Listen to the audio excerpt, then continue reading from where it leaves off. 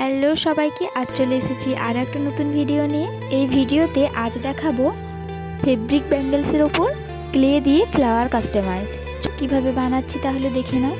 প্রথমে এখানে ফেব্রিকের ব্যাঙ্গেলসটা বানানোর জন্য আমি একটা কালো কাপড় নিয়েছি আর প্লাস্টিক ব্যাঙ্গেল বেস নিয়েছি। বেসের ভিতর দিক থেকে কাপড়টা গ্লু দিয়ে মোড়ানো শুরু করব। এবার পুরোটা এভাবে রেপ করতে থাকবো। তোমরা যেভাবে ভিডিওতে দেখাচ্ছি ওভাবেই করো, তাহলে অবশ্যই পারবে। পুরোটাতে গ্লু দিয়ে আটকানোর কোনো প্রয়োজন নেই। ওই প্রথমে যেটা আটকাবে ওটা দিয়ে, আর যেটা নিচে লাস্টে থাকবে ওটাতেই শুধু গ্লু দিলেই হবে। পুরোটা গ্লু দিয়ে র্যাপ করার কোনো দরকার নেই। এবার এখানে আমার কাপড়ের ব্যাঙ্গেলসগুলো বানানো হয়ে গেছে। এবার আমি ক্লে দিয়ে কাজটা করব। কাজটা করার আগে এখানে আমি হার্ডনার আর রেজিনারকে ভালোভাবে মিশিয়ে নিয়েছি। যখন মেশাবে হার্ডনার রেজিন অবশ্যই একটু পাউডার নিয়ে মেশাবে, তাহলে জিনিসটা স্মুথ হবে, কোনোভাবে কোনো কিছু দানা টাইপের থাকবে না, ভালোভাবে স্মুথ হবে। তার জন্য তোমরা হাতে একটু পাউডার মেখে কাজটি করো।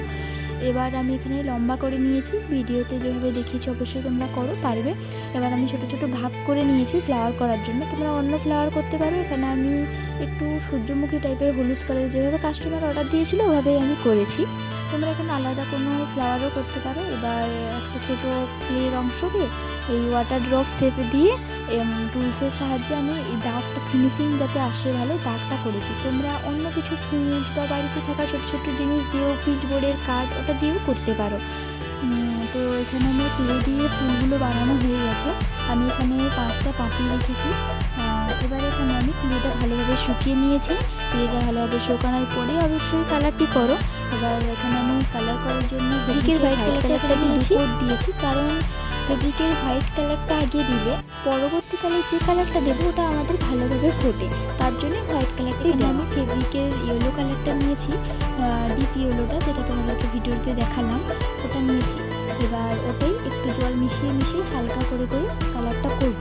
কালারটা হালকা কালার মিশিয়ে করব, জল দিয়ে করলে তারপরে আর একবার কোট দিলে ওটা দেখতে আরও একটু ভালো লাগে। তার জন্য প্রথমে আমরা ডিপ কালার দেবো না, আগের ভিডিওতেও বলেছি, এটাতেও বললাম।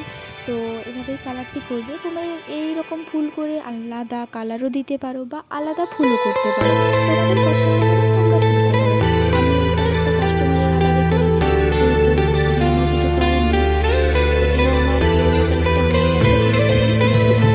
ফুলের মাঝখানের অংশটা আমি এই কালারটা এনেছি, দুটো কালার মিশিয়ে, লাল আর একটু কালো মিশিয়ে কালারটা এনেছি। ওটাই জল দিয়ে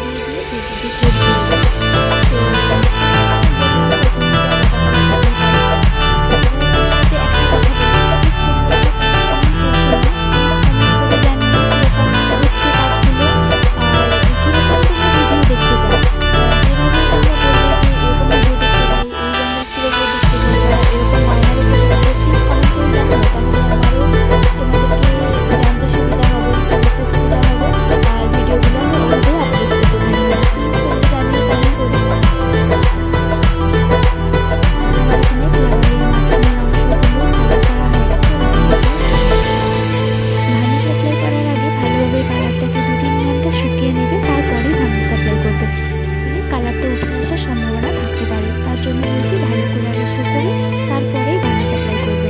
ভার্নিশ অ্যাপ্লাই করার পর আমার ফুল লুকটা রেডি হয়ে গেছে। তো কীরকম হয়েছে অবশ্যই কমেন্টে জানিও। এর সাথে আর একটা কথা বলি, অ্যাপ্লাই করার পরে একটু সাদা সাদা ভাব থেকে যায়, ওটা দেখে ঘাবড়ানোর কোনো বিষয় নেই। একটু পরেই ওটা আধ ঘন্টা ভার্নিশটা শুকিয়ে যাওয়ার পরেই ঠিক হয়ে যায়।